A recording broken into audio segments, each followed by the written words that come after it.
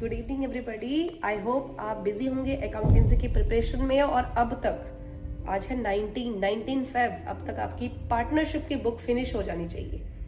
और अगर आप फिनिश कर चुके हो तो आप जो पॉइंट मैं बताने वाली हूँ, अगर आपने ये पॉइंट छोड़े हैं तो प्लीज इनको कर लेना, ठीक है। चैप्टर 1 में से past adjustment is the most important, interest on loan, interest on drawing. Chapter 2 change in profit sharing ratio में से मेथड्स ऑफ गुडविल, एक question confirm. Second, without affecting their book value, जो नोट वाला case, without वाला, ठीक है। और WCR और IFR वाला केस 1 2 3 4 वो करने। चैप्टर 3 एडमिशन में से आपको करना है प्रीमियम फॉर गुडविल, जब वो गुडविल को कैश में लेके आता है, कैश में लेके नहीं आएगा तो करंट, एक वो टॉपिक करना है आपको।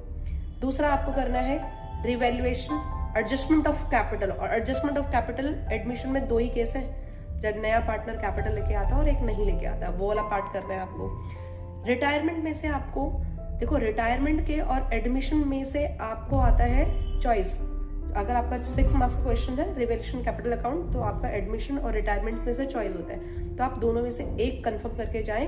लेकिन रिटायरमेंट का जो ब्रिंग और विड्रॉ का केस बनता है ना, वो कंफर्म थोड़ा पढ़ लेना उसे, क्योंकि 4 मार्क्स में ना वो ब्रिंग और विड्रॉ पूछ रहे हैं आपके सैंपल पेपर में, ठीक है। नेक्स्ट आपको करना है डेथ नहीं छोड़नी, 6 मार्क्स का क्वेश्चन आ रहा है, डेथ में से कोई चॉइस नहीं। डेथ में से क्या टॉपिक है, 2 ही है, up to date of death profit निकालना, और दूसरा आपका लोन अकाउंट, उसको पेमेंट कैसे कर रहे हैं वो सब, ठीक है। उसके बाद आपको डिसोल्यूशन चैप्टर में से डिसोल्यूशन की एंट्रीज आपको करनी है, और डिसोल्यूशन में से रियलाइजेशन अकाउंट बनाना आपको आना चाहिए।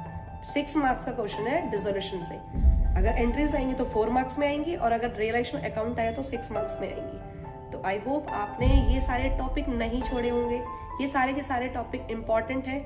जब तक ये टॉपिक ना करो तो आपकी पार्टनरशिप इनकम्प्लीट है। तो आई होप आप ये सब करेंगे, ठीक है। All the best for your exam.